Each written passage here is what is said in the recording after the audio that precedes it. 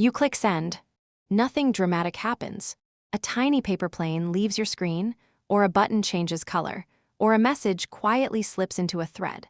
You barely notice it. That is the strange part. Because before Gmail, email was not a place you lived.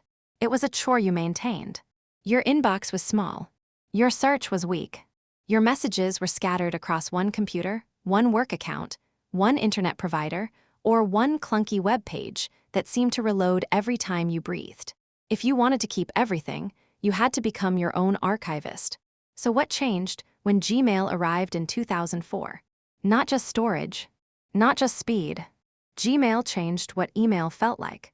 It turned email from a fragile digital mailbox into a searchable memory system, and that shift began long before Google touched it. Start with the oldest layer. In 1971, Ray Tomlinson was working on ARPANET, the research network that came before the modern internet. He connected two existing ideas: sending a message to another user and sending data between network machines. Then he chose the @ to separate a person from a computer. User at host. A small symbol. A huge mental model. That symbol told you something new. A message did not belong only to a machine in the room. It could travel to a person somewhere else.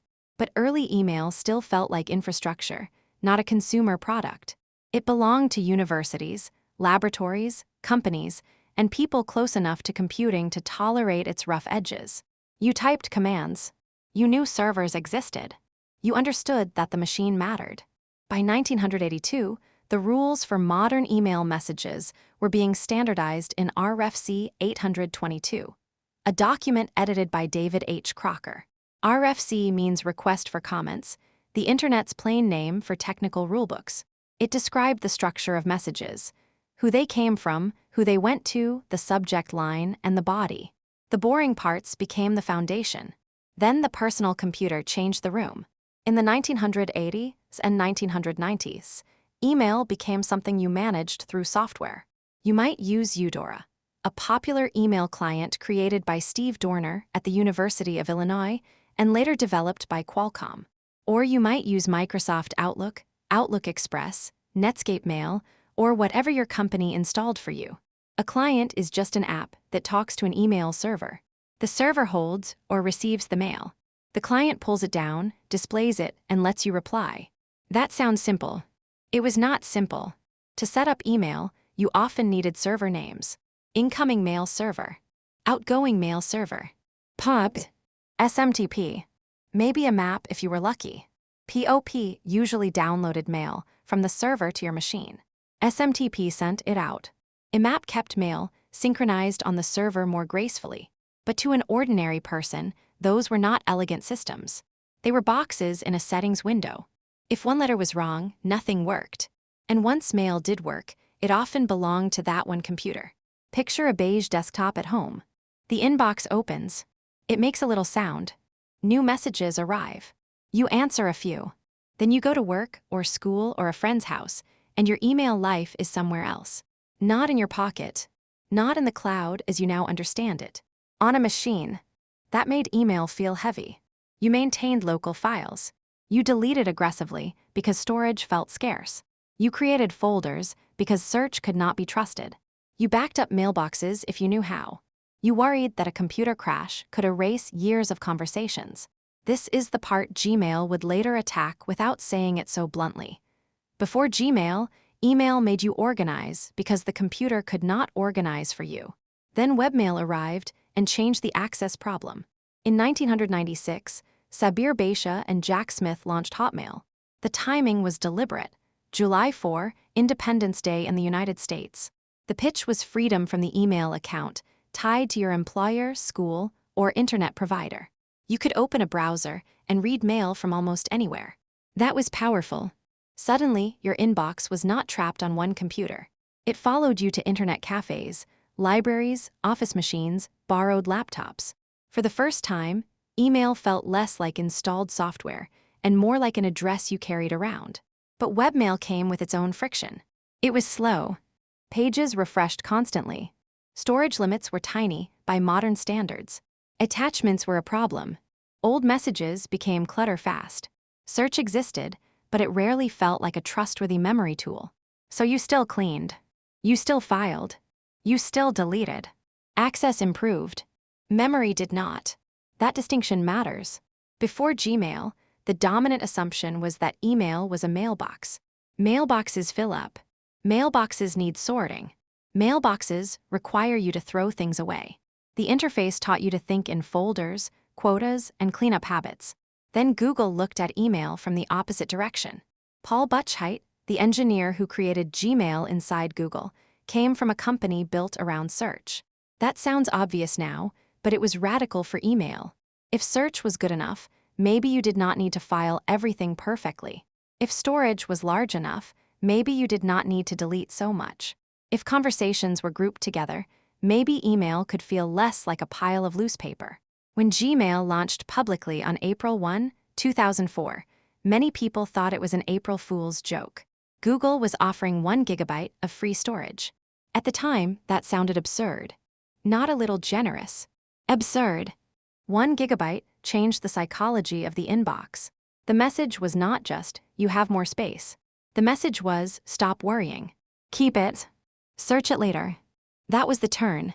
Gmail treated your inbox less like a cupboard and more like a database. A database is a structured store of information that can be searched, filtered, and retrieved. You did not have to remember where you put the conversation. You could remember a name, a phrase, an attachment, a rough clue. That changed your behavior.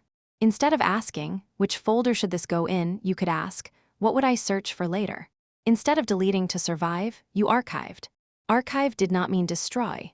It meant remove from your immediate view while keeping the memory available. This seems small until you notice how much stress lived inside the old model. The old inbox punished hesitation. Delete this. Save this. File this under travel, receipts, work, family, or taxes. Every message carried a tiny decision. Gmail reduced that burden by making the future searchable. It also changed how conversations looked. Before threaded conversations became normal, long email exchanges could scatter across your inbox as separate messages. Reply. Reply again. Forward. Someone changes the subject line. Someone replies to only half the group. The story fractures. Gmail grouped related messages into conversation threads. A thread is just a chain of replies shown together, so the exchange feels like one continuing object instead of many separate pieces. That made email feel more like a discussion and less like paperwork. There was another hidden shift: speed. Older webmail often behaved like a stack of pages. Click, wait, reload. Click, wait, reload. Gmail used web techniques that made the page feel more like an application. Parts of the interface could update without reloading everything. The word AJAX became popular soon after. It meant using JavaScript and background requests so a web page could feel more alive. Plain English. Gmail made the browser stop acting like a document reader and start acting like software. That mattered because email is not one action. It is hundreds of tiny actions. Open. Scan.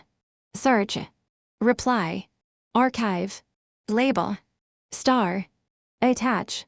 Send. If every tiny action has friction, the whole day feels heavier. Gmail removed just enough friction that you stopped noticing the machine. And that may be the real story. Gmail did not invent email. Ray Tomlinson had already given networked messages their shape. Standards writers like David H. Crocker helped make messages interoperable. Hotmail had already shown that your inbox could live in a browser. Desktop clients had already made email a daily work tool. Gmail's twist was different. It changed the default question. Before Gmail, you asked, how do I manage my inbox? After Gmail, you asked, how fast can I find what I need? That is a deeper change than it sounds. Managing is defensive. Finding is active. Managing assumes scarcity. Finding assumes abundance. Today, that abundance has its own problems. Your inbox is searchable, but it is also endless. Storage feels cheap, so messages accumulate forever. Search rescues you, but it also lets you postpone decisions. The old anxiety was losing mail. The new anxiety is drowning in mail you never lose. Still, the modern inbox carries Gmail's fingerprint. You expect huge storage. You expect instant search.